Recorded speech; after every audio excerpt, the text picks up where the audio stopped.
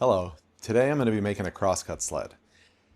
There are a lot of crosscut sleds out there, and believe me when I say I probably watched every video there was for a cross-cutting sled and read a bunch of articles in magazines and blogs about all the different types of cross-cutting sleds. Today, I'm going to be making my version, simple and functional, so that it has a lot of different features, but not overly complicated to make.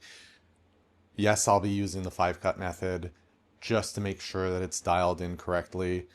But other than that, it's going to have a lot of different features that are not complicated to incorporate.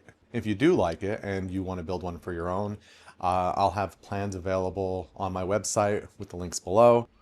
All right, let's build this thing.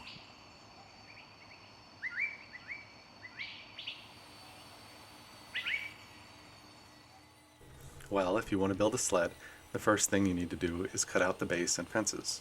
I picked this up at one of the big box stores and had them cut it in half so I can easily get it home. Please don't buy the pre-cut stuff.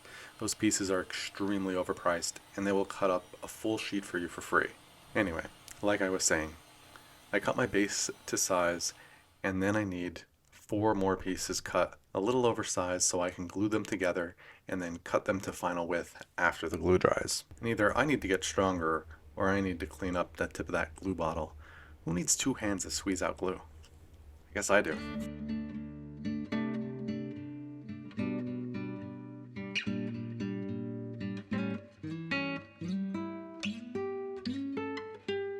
And now for the back fence. I was really expecting a bigger splat when that glue hit, but it didn't. It still doesn't subtract from my enjoyment of watching it fall in slow motion though. And as you guessed, glue up the pieces, put them together, and clamp them to let them dry. In my plans, I have this step a little later, but these were dry by the time I got back down to the shop to work on, so I figured I would cut them now to the final dimensions. I guess it doesn't really matter unless you want to get this finished in a day or two. This milling section of the video is very ASMR-like. It feels that way when I'm doing it, but I also get the same enjoyment when I'm watching others mill up projects as well. Am I alone in this, or do you feel the same way? Let me know in the comments below. Next, we measure out the placement of the T-tracks. I use the pre-drilled screw holes to center them on my lines and then mark out where I need to cut the dados. Since my table saw is very small, I have to cut these out using a single blade with many passes for each dado. I do have to take the riving knife out, but since the blade is not cutting completely through the material, we have less worry about a kickback. Just make sure you're pushing down and towards the fence as you're making the cuts. You want the T-track to have a snug fit, but not so tight that you have to pound them in with a hammer.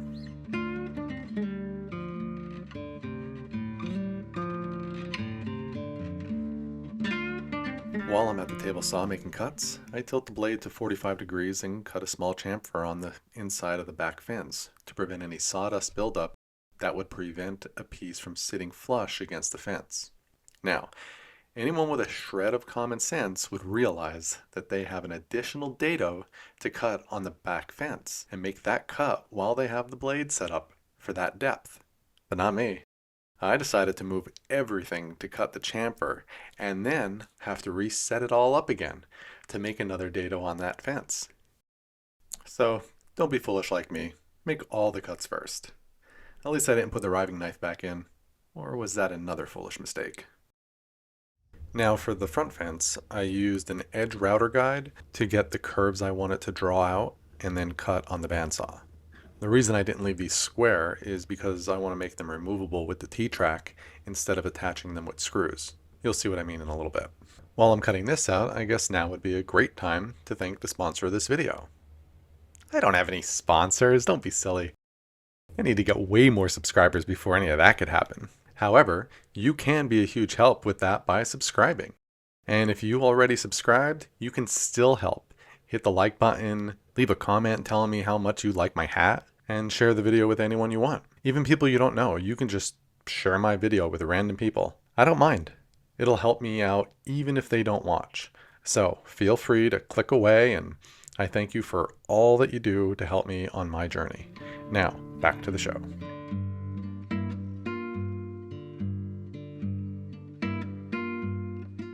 After the front fence is cut and sanded down to the proper shape and size, I drill a hole on each side to line up with the T-tracks. You could use a handheld drill if you don't have a drill press, but it needs to be as straight as possible. I also cut the T-track on the miter saw to final dimensions. Since my table saw only has an 8 1/4 inch blade, I can't use double thick plywood for my sled base. I have to use a single sheet of 3/4 inch, and then use very short screws to hold down the T-track. So short that I had to file off the end so they wouldn't poke through the bottom. Guess what? They still did. Just a little. Using epoxy instead probably would have been a better solution, but I take my sander and I sand down those little nubs nice and smooth. Next, I add the T-track to the back fence. If it's a little snug, you can carefully use a mallet with another piece of wood between to protect the T-track from getting damaged. If you dent it, your T-bolts won't run through the track nice and smooth, which is exactly what you want.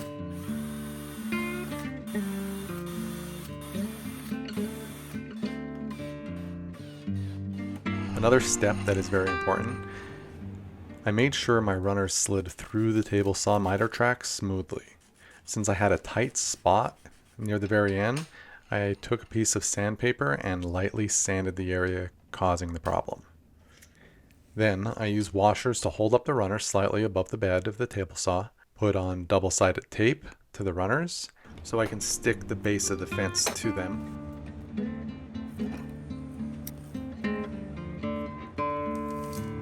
And then I set my fence to the appropriate distance to use as a reference when placing the sled down on the runners. I have them staggered because of how small they are. It's what I had. I didn't want to have to buy more, so I just used what I got.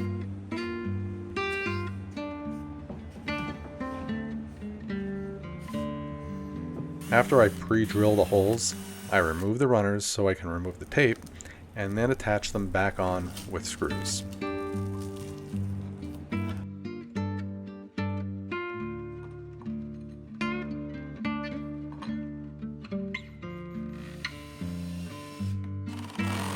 Now that the runners are attached, I rub my bottom with some paste wax. Not my bottom, the bottom of the sled. Then I test the slide, nice and smooth. Well, after I extend those miter track slots in the table.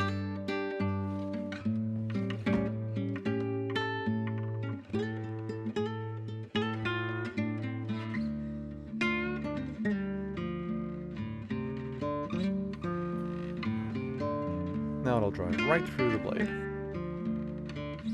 I like the idea of putting sandpaper on the inside of the back fence, so I took a roll of 180 grit paper and cut to width so that it sits below the bottom of the stop block that I have. This way my stop block will glide smooth along my fence, but any of the work pieces I'm cutting won't slide. And the stop block won't rub up against the sandpaper because there's a gap near the bottom that would be touching the fence. Now it's time to attach the back fence. Let me help you avoid some of the mistakes I made, like putting the drill right in front of the shot of me clamping the fence to the base. This first screw that I am placing in is called the pivot screw, I think, or at least that's what I'm calling it. Maybe it's the anchor screw. I don't know. Anyway, I just put this in any old place close to the edge without thinking that I might want to cut a 45-degree bevel on the side of my sled. Don't do like me. Measure to see where that cut will end up and place the screw accordingly. This way, you don't have to move it, like I will later on in this video. Once the screw is in place, you can make the first cut into the sled. I only cut 3/4 of the way through the base and not the fences, so I can use a square to try and align my fence from the start. Let's see how that works out for me. Look at me trying to be all accurate with a square, thinking I'm going to get this close. Then after I screw in the second screw to the back fence, I use double-sided tape to attach blocks to where the blade is going to cut through so I can prevent any tear out. While that worked really well, another bonehead mistake presented itself. So did you guess it? The double-sided tape tore off a layer of the plywood. I went through all that trouble and it got messed up anyway. Come to think of it, I literally just realized that I could have glued that piece of wood that got torn off back on, and a little bit of sanding would have made it practically disappear. Seriously? Ah, come on. What you see me doing now is the 5-cut method. This is what I'm going to use to check the squareness of the fence. The simple explanation is take a board, cut it 5 times rotating clockwise each time, and then measure the squareness of the board with a square and a feeler gauge. Take the feeler gauge width and divide by 4, and that is how much you need to adjust your fence. You can also cut off a 1-inch strip from the last cut you make on your board and use a caliper to see if there is a difference from one end to the other. So I did this, and after about 3 times realized that if I wouldn't have bothered with trying to set up the fence with a square in the first place and just made it flush with the back of the base, I would have saved myself a lot of adjusting. So I recommend you just start with the fence being flush and see how it comes out. I eventually got it to the point where my thinnest feeler gauge wouldn't fit through. After I was sure it was the best I could get it, I secured it with a few more screws and fixed the other mistake of putting the initial screw too close to the edge. Glad I realized now and didn't try to make that cut. I'd have hit the screw and who knows what would have happened. Finally, I take a few pieces of scrap and cut them up so I can make a blade guard for the back of the fence. I don't use any screws, just regular glue and a little bit of CA glue so I can hold it together right away until the regular glue dries. There won't be any stress on this part, so I'm not worried about it falling off. I didn't even need any clamps. Plop it on and it is all set and secure. I ended up walking away for the day and came back the next day, so all the glue was completely dry anyway. But it still would have been good soon after.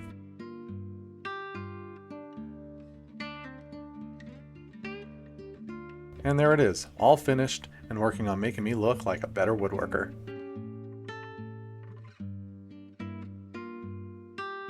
I also made this little strip to attach so I can make 45-degree cuts.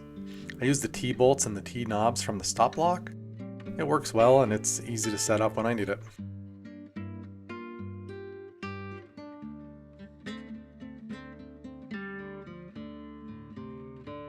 Okay, what I've created here is a bunch of different functions. First, if you see, this is a stop block. It might look familiar to you. This one I got from 3x3 Customs. She sells these on here, and she was the first cross-cutting sled that I saw someone build for a small job site saw. I wanted to support her channel and buy this stop block, which I think is one of the best ones on the market for something like this, for a router sled. This has a lot of different uses to it.